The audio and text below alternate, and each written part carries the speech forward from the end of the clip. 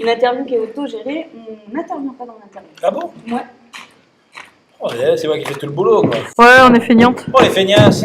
Oh là là, mon Dieu. Attends, j'ai bloqué le zoom. Ok. Attends. Allez, quand vous... Donc je pioche. Ouais. J'y vais? À quelle caméra je parle? À celle-là plus. À moi. Je parle à toi ou à la caméra?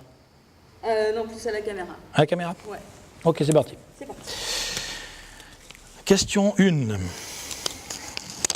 Stéphane Joberti, c'est qui? Alors, c'est moi. C'est-à-dire que Stéphane Joberti est un auteur de théâtre et un comédien. Et il est ici invité au Festival de Valréas parce qu'il a eu le prix Godot il y a 2 ans pour sa pièce L'hiver. Et aussi parce qu'une jeune compagnie vient de monter Une chenille dans le cœur à Visan, voilà, que nous venons de voir. Donc c'est à ce titre d'auteur, en fait, que je suis invité. Question numéro 2.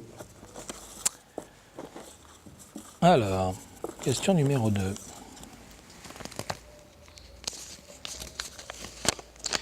Qu'est-ce qui vous fait avancer dans la vie? Oh là là, on attaque les questions métaphysiques. Alors, ce qui me fait avancer dans la vie, c'est, comme beaucoup de gens, j'imagine, le désir et le plaisir que moi, je peux éprouver à écrire et à faire du théâtre, en essayant, si possible, de le faire partager. Voilà. Donc, je dirais que c'est le partage... et que le théâtre est un outil pour partager des grandes questions, des grandes émotions qui nous traversent tout au long de la vie.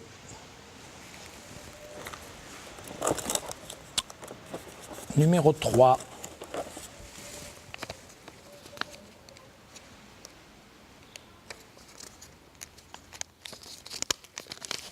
Qu'est-ce qui vous révolte? À part les interviews, je dirais la bêtise humaine, hein, voilà, on va faire simple, on va faire large, on va faire efficace. L'humain, je trouve, souvent mérite des baffes quand même. Hein. Sans doute c'est pour ça que j'écris, parce que je suis en colère. Si j'étais pas en colère, j'aurais pas le besoin d'écrire. Alors ça veut pas dire que je me lève tous les matins en faisant la tête, mais je suis insatisfait de mes contemporains. Donc j'écris, et en écrivant, j'essaie de comprendre ou de questionner pourquoi cette bêtise... prend autant de place dans notre monde. Et je ne suis pas sûr d'y répondre. Mais je sais. 4. Une chenille dans le cœur, ça raconte quoi? Alors c'est une pièce de théâtre, donc, qui a été écrite il y a 10 ans maintenant. Ce soir, on a vu, pour moi, c'était la 6e ou 7e mise en scène de ce texte. Et ça raconte l'histoire d'une fille qui est née sans colonne vertébrale et qui porte un corset de bois. On comprend dans l'histoire pourquoi il faut que le corset soit en bois. Et elle vit dans un pays où il n'y a plus d'arbres. Mais pour grandir, il faut couper un nouvel arbre et pour faire un nouveau corset pour qu'elle tende vers la jeune femme qu'elle doit être. Il n'y a plus qu'un arbre. Et au pied de cet arbre unique, magnifique, vit le dernier des bûcherons du pays. Et lui, il n'a pas du tout envie de couper l'arbre. Et donc on va assister à la confrontation, au conflit, à la bataille entre ces deux forces vitales. Elle veut absolument qu'on coupe l'arbre parce qu'elle veut vivre, elle a de très bonnes raisons, mais lui aussi, le bûcheron, a de très bonnes raisons pour ne pas le couper, et on va le comprendre dans l'histoire. Voilà, donc l'idée, c'est d'assister, un peu comme dans les tragédies où les deux personnages ont raison, ou dans les comédies où les deux personnages ont raison, on va assister à cette joute où chacun va user de ses armes pour atteindre son objectif. Voilà. Mais forcément, comme dans les tragédies ou dans les comédies, il y en a toujours un qui laisse plus de plumes que l'autre. Les deux ne peuvent pas s'en sortir. Voilà, je ne vous en dis pas plus. Alors, on en était à 5. Comment vous a parlé cette adaptation? En effet, c'est une adaptation. Parce que si on joue la pièce en entier, ça dure 1h20, 1h25. Ce qui était le cas à la première création, en 2008. Là, ça a duré 55 minutes, donc forcément, c'est une adaptation. Et j'ai trouvé l'adaptation plutôt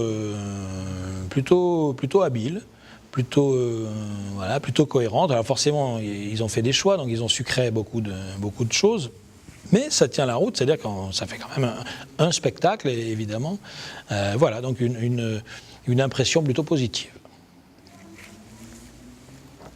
Ça, c'est 9, donc 6. Y a-t-il des raisons d'espérer? Oh que oui, oh que oui. Parce que sinon, déjà, je n'écrirais pas. Parce que si j'écrivais pour dire aux gens la vie est sinistre, restez chez vous, mesdames et messieurs, ça ne vaut pas le coup, il n'y a pas besoin d'auteur, il n'y a pas besoin de peintre, il n'y a pas besoin de cinéaste, il n'y a pas besoin de musicien.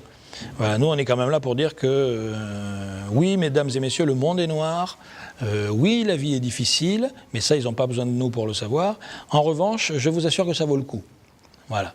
Donc on va travailler, c'est ce que je m'efforce de faire, sur les grandes questions, encore, les grandes émotions qui nous traversent, enfants comme adultes, parce que la plupart de mes pièces, comme Une chenille dans le cœur, s'adressent aussi bien à l'enfant qu'à l'adulte.